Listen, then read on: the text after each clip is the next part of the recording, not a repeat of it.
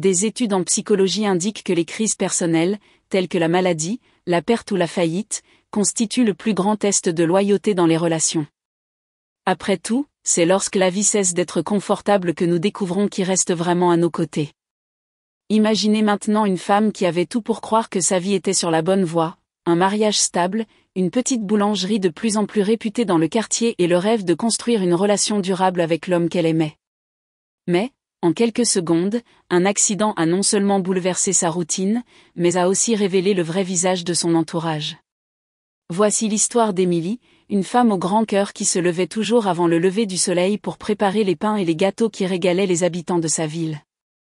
Beaucoup croyaient qu'elle vivait un conte de fées.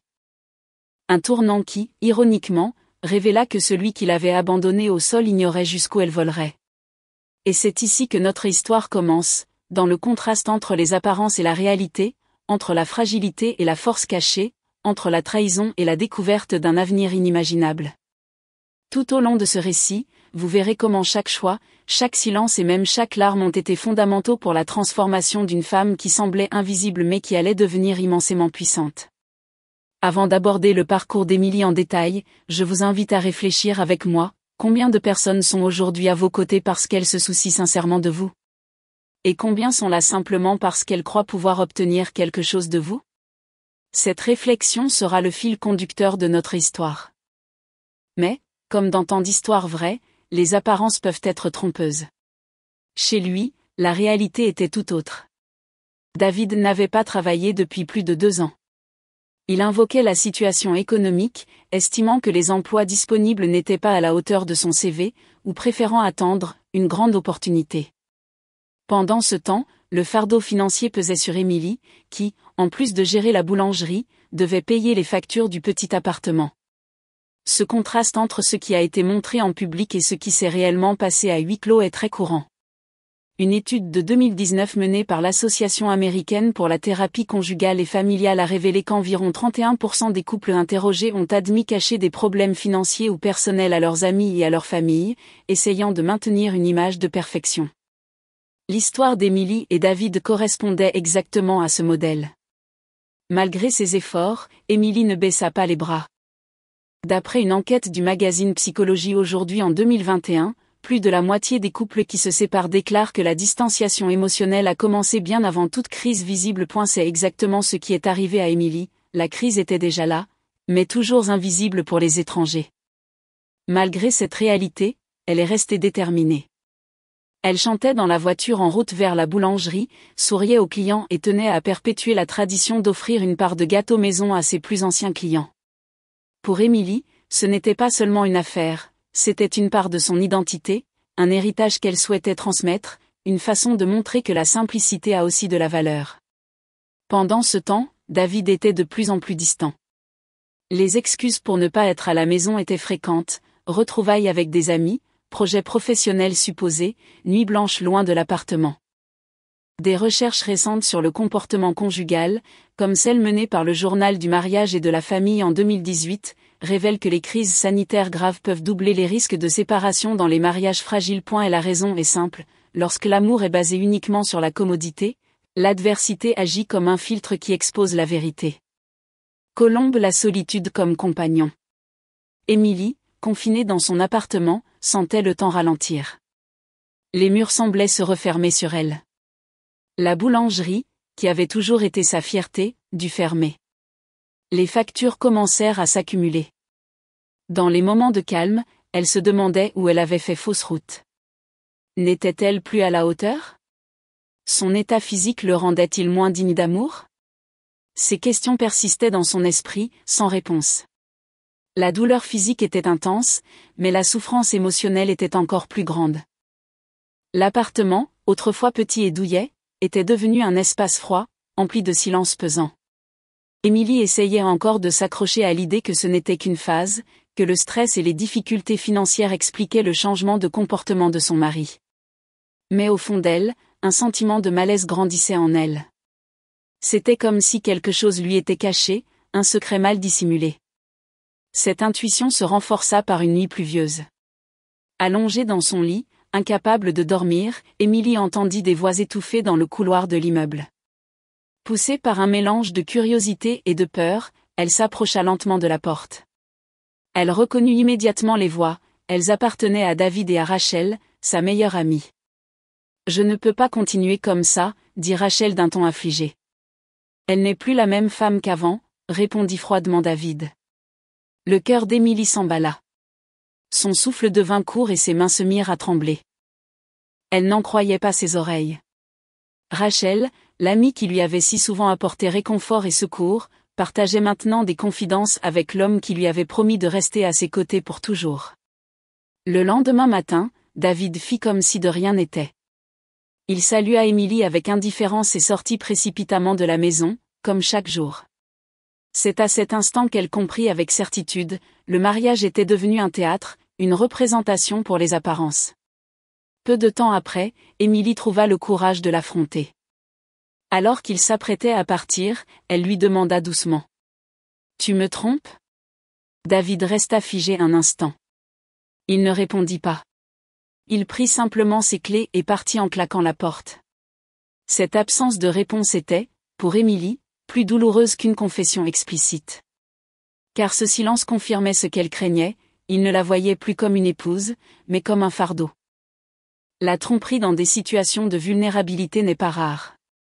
Une étude publiée par les Instituts nationaux de la santé en 2021 a souligné que les femmes victimes d'accidents invalidants ont 40% plus de risques d'être confrontées à un abandon conjugal. Cela s'explique par des préjugés ancrés dans la société, qui associent encore la valeur personnelle à la productivité physique. Émilie, même sans connaître ces statistiques, a ressenti cette injustice de première main. Sa douleur ne résidait pas seulement dans la perte de son mari, mais aussi dans l'effondrement de tout le réseau de confiance qu'elle avait bâti au fil des ans. Rachel, son amie d'enfance, avait elle aussi choisi la déloyauté. Après cet épisode, Émilie se retrouva encore plus seule. Rachel cessa de venir, comme si leur amitié et leur confiance avaient été anéanties. La solitude, auparavant pénible, se transforma en abîme. Certains jours, elle se retrouvait à fixer le plafond, incapable de trouver la force de continuer. Le silence à l'intérieur de l'appartement n'était interrompu que par le tic-tac de l'horloge ou le grondement lointain de la circulation. C'était comme si le monde entier avait changé, sauf elle. Et pourtant, Émilie tenait absolument à rester à flot émotionnellement. Elle commença à préparer des petits biscuits à la maison, essayant de les vendre en ligne. C'était une façon de se sentir utile, d'éviter de perdre complètement l'identité qu'elle avait tant travaillé à construire. Bien que la trahison ait ouvert de profondes blessures, elle a aussi constitué une sorte d'éveil. Émilie a commencé à comprendre que si elle voulait survivre, elle devait trouver en elle-même une force qu'elle ne pouvait attendre de personne d'autre. Il s'agit d'un concept profondément ancré dans la psychologie de la résilience, l'idée que, face à l'effondrement des liens extérieurs, de nombreuses personnes découvrent des réserves intérieures jusqu'alors inconnues. L'abandon, aussi douloureux fut-il, a forcé Émilie à s'interroger sur elle-même et à réaliser qu'elle avait encore de la valeur, même si David et Rachel ne la voyaient pas. Elle l'ignorait encore, mais ce ne serait que le premier pas vers le tournant le plus surprenant de sa vie. La douleur qui l'écrasait se transformerait peu à peu en carburant pour un nouveau départ inimaginable. Les jours s'écoulaient lentement pour Émilie. L'abandon de David et la trahison de Rachel avaient laissé de profondes cicatrices, et la solitude semblait être sa seule compagne. Les factures s'accumulaient, la boulangerie restait fermée et le loyer était en retard. Elle avait l'impression que le monde entier était contre elle. Puis, quelque chose d'inattendu arriva par la poste, une enveloppe à en-tête d'un cabinet d'avocats. Les mains tremblantes, Émilie l'ouvrit, sans imaginer que cette lettre changerait le cours de sa vie. À l'intérieur se trouvait un message officiel. Son grand-père, Arthur Parker, était décédé et avait laissé un testament la désignant comme bénéficiaire.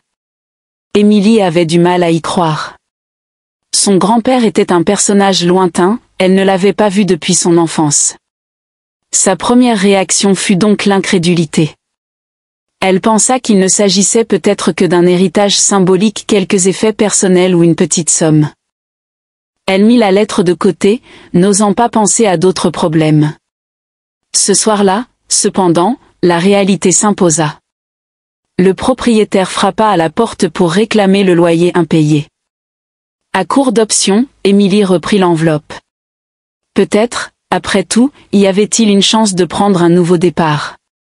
Le dimanche suivant, une camionnette envoyée par le cabinet l'emmena au siège social. Émilie éprouva un sentiment étrange, mêlé d'anxiété et d'espoir. Là, elle fut accueillie par Maître Turner, un avocat à la voix calme et au regard sincère. « Je suis vraiment désolé pour votre perte, Madame Parker, dit-il. Votre grand-père parlait de vous avec tant d'affection, même après tant d'années d'absence. » Émilie était surprise. Elle ne se souvenait pas d'avoir eu une relation intime, mais l'idée qu'on se souvienne d'elle lui réchauffait le cœur. Grâce à lui, elle pouvait non seulement transformer sa propre vie, mais aussi aider d'autres personnes confrontées aux mêmes difficultés. Pourtant, elle savait qu'elle devait rester prudente. Le secret devait être gardé à tout prix. Si David ou Rachel l'apprenait, elle n'aurait pas la paix. Cette nuit-là, alors qu'elle était allongée en silence, Émilie murmura pour elle-même. « C'est peut-être le cadeau dont j'avais besoin pour prouver que je suis plus fort qu'il ne le pense. » Elle n'avait aucune idée de la façon dont elle gérerait autant de pouvoir, mais une chose était sûre, le cycle de la douleur était sur le point de céder la place à une histoire de transformation. Le silence d'Émilie concernant l'héritage commença bientôt à alimenter les spéculations.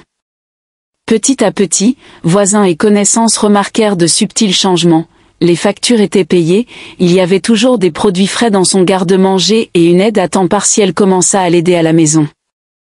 En elle, une lutte faisait rage entre le souvenir de l'homme qu'elle avait aimé et celui des nuits où il la laissait seule.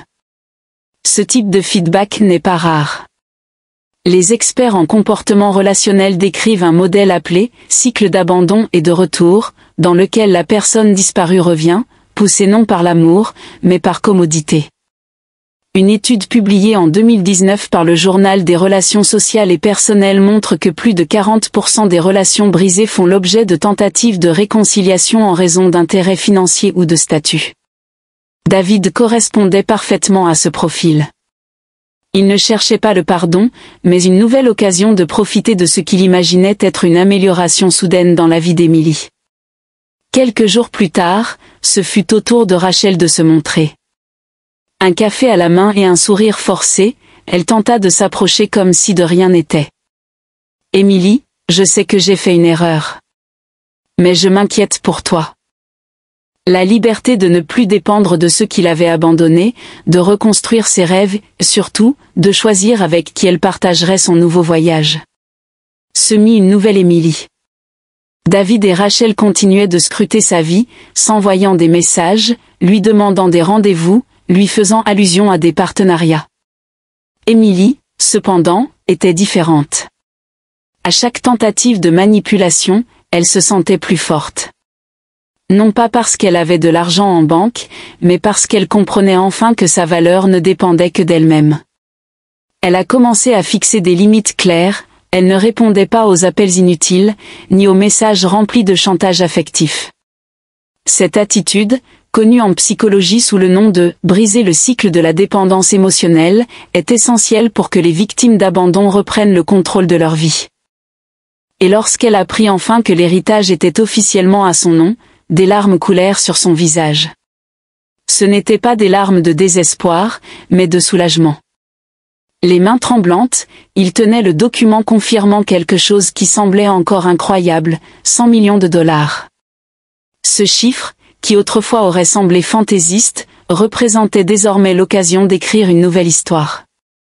Émilie ne voulait pas se perdre dans les paillettes de l'argent. Il décida plutôt de reconstruire sa vie là où tout avait été détruit. Il choisit un grand bâtiment lumineux au cœur de la ville et commença la construction d'une nouvelle boulangerie. Ce n'était pas seulement une entreprise, mais un symbole. Un espace où l'arôme du pain chaud se mêlerait à l'espoir de ceux qui croyaient au nouveau départ. Le jour de l'ouverture arriva. Une file d'attente s'était formée devant la porte depuis le petit matin.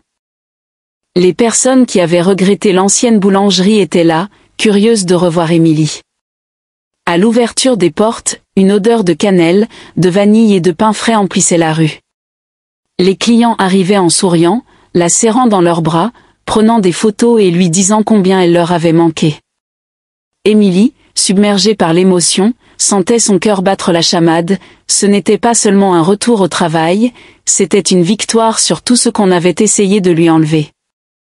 Michael, son ami d'enfance qui ne l'avait jamais abandonné, était à ses côtés à chaque instant.